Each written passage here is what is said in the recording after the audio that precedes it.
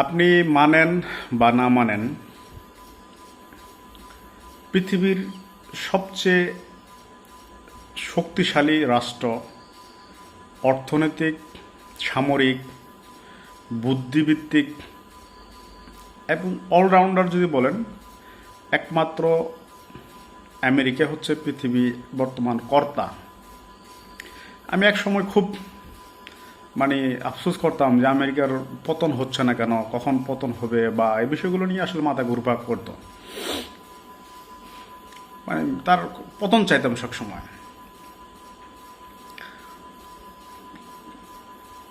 কিন্তু হঠাৎ একদিন মাথায় আসলো যে আমেরিকার যদি পতন হয় তাহলে এই পৃথিবীর অবস্থা কি হবে। পৃথিবী অর্থনৈতিকভাবে ভেঙে পড়বে।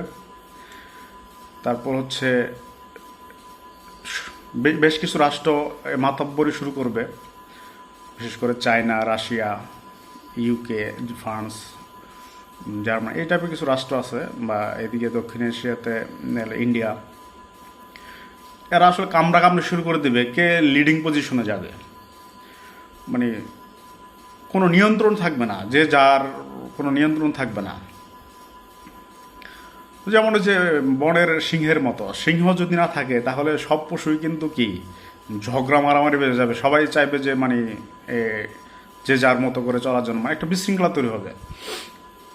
পরে আসলে বুঝতে পারলাম যে না, যে কেউ একটা শক্তি লাগবেই পৃথিবীকে কন্ট্রোল করার জন্য।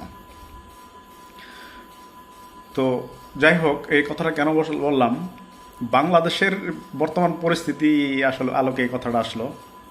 আপনি দেখেন, শেখ হাসিনাকে বাংলাদেশের একমাত্র আওয়ামী লীগ ছাড়া এবং অন্য সুবিধাভোগী ছাড়া সবাই চাইছে শেখ হাসিনার পতন হোক।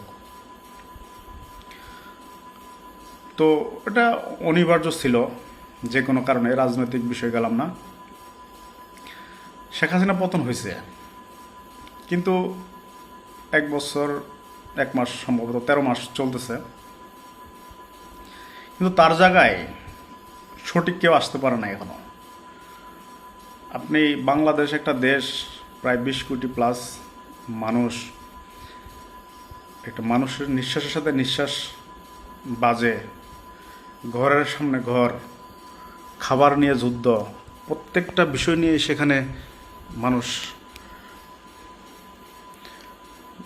ঝামেলা লেগে থাকে। এই এমন একটা দেশে কোনো শাসক ছাড়া 13 মাস, সেটা বুঝতেই পারছেন কি পরিমাণ বিশৃঙ্খলা তৈরি হয়েছে। আপনি আইন শৃঙ্খলা পরিস্থিতি বলেন, আপনার নিরাপত্তা বলেন, ব্যবসা পরিস্থিতি বলেন, আপনার হচ্ছে সামাজিক সম্প্রীতি বলেন, সব কিছুই কিন্তু ব্যাপক বিশৃঙ্খল অবস্থায়। দেখেন নুরুল হক নূর কীভাবে নির্মমভাবে পিটাইলো। বাংলাদেশের কোনো সুস্থ মানুষ কিন্তু এটাকে সাপোর্ট করে নাই, ঠিক আছে। তারপর হচ্ছে আজকের ঘটনা দেখেন, চট্টগ্রাম বিশ্ববিদ্যালয়ে পাবলিক এবং ছাত্রছাত্রীরা এমনভাবে ন্যাক্কারজনক নৃশংস ঘটনা পেটানো হচ্ছে, কোপানো হচ্ছে, যে সেটা আসলে ভাষায় প্রকাশ করার মতো না। পুলিশ নীরব, আর্মি নীরব, প্রশাসন নীরব, সরকার নীরব।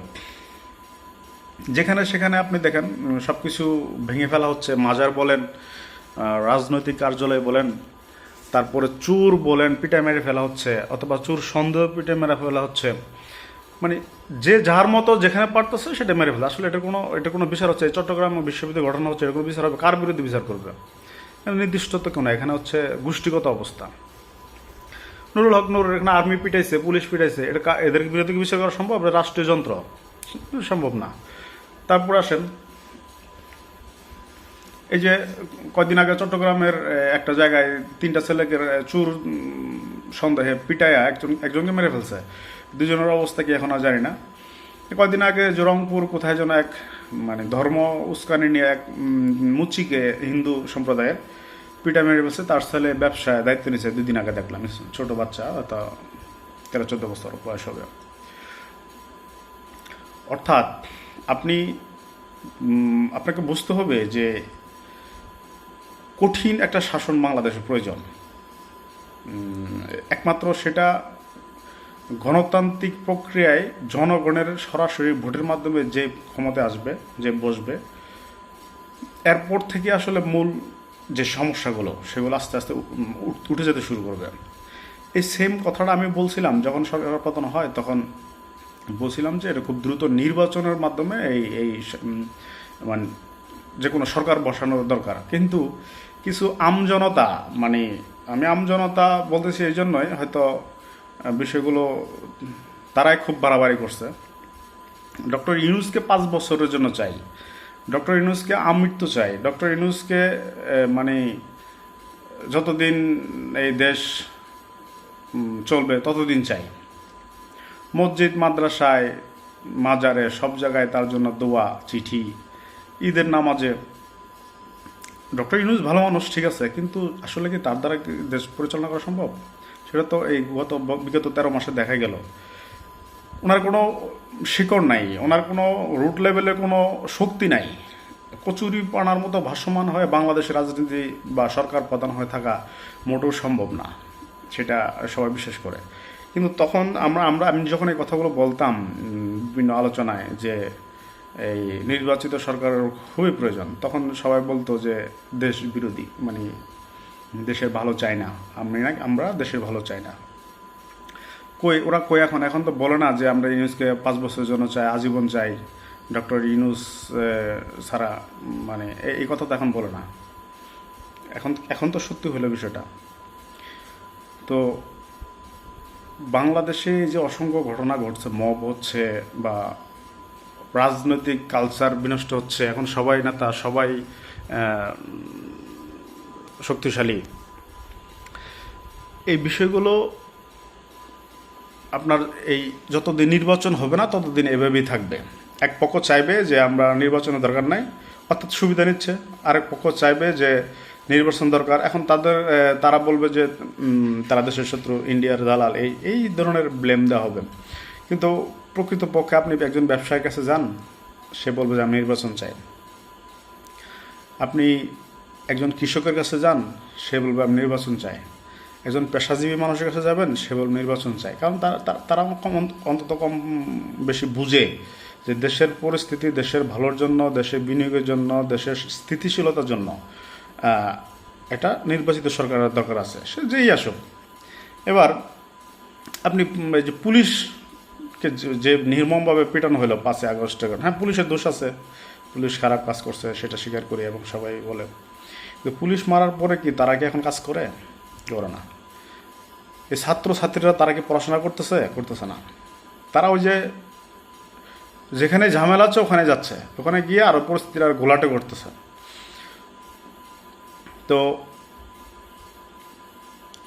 এখনও যাদের শুভ বুদ্ধি উদয় হয়নি, তারা বিশৃঙ্খলা করতেছে, নির্বাচন নিয়ে ঝামেলা করতেছে, এবং নির্বাচন যেন না হয়, দেশটা যেন আরও পিছিয়ে যায়, এভাবে থাকে, সেটাই চাচ্ছে।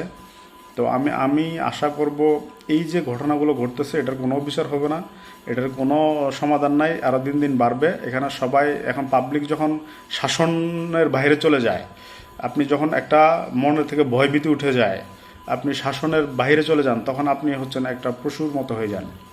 আপনার দ্বারা ক্ষতি ছাড়া আর কিছুই এখানে হবে না। রামদাদা কুবাচ্ছে এই আপনার চট্টগ্রাম বিষয়ে আজকের ঘটনা, আপনি নিউজগুলো দেখেন, তারা তো জানে যে এটা এই ইউনূস সরকার থাকা অবস্থায় কখনো বিচার হবে না। বিচার এটা হবে, কেস হবে, গণহারে কেস হবে, কদিন দৌড়াবে, তারপর আর জানা।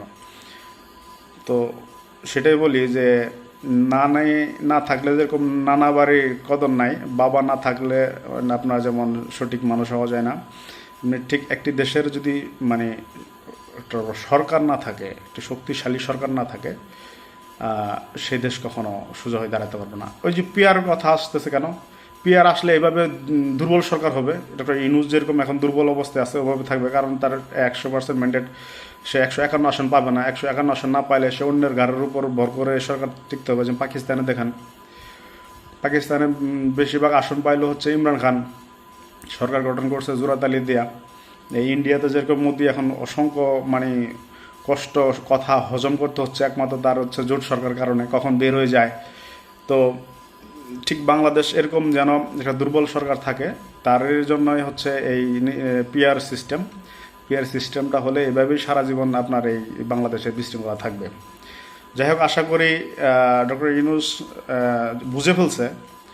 বোঝার পরেই উনি নির্বাচনের ঘোষণা দিছে, রোডম্যাপ করছে, ঘোষণা দিছে। তো উনি যদি সুষ্ঠুভাবে নির্বাচনটা সম্পন্ন করে যেতে পারে, সবাইকে নিয়ে সবারকে বসে যেন এটা সুন্দর একটা নির্বাচন উপহার দিয়ে উনি বিদায় নিতে পারে, তাহলে সকলের জন্য মঙ্গল। আর যদি উনি এই নির্বাচন করে যেতে না পারে, তাহলে ওনারও ক্ষতি, ছাত্রদেরও ক্ষতি, এবং পুরো দেশ আবার একটা আর্মি সরকার আসতে পারে। আর্মি সরকার আসলেও আর সুযোগ ভালো কিছু করতে পারবে না। অলরেডি আর্মি মাঠে আছে, আর্মি মাঠে আছে, এবং এটা কোনো সুফল আসতেছে না। তো ধন্যবাদ সবাইকে। আশা করি আমার আলোচনা অনেকেরই ভালো লাগবে, অনেকেরই মন্দ লাগবে, বা আসলে পরামর্শ দিবেন, কমেন্টের মাধ্যমে শেয়ার করবেন। ধন্যবাদ সবাইকে। আসসালামু আলাইকুম।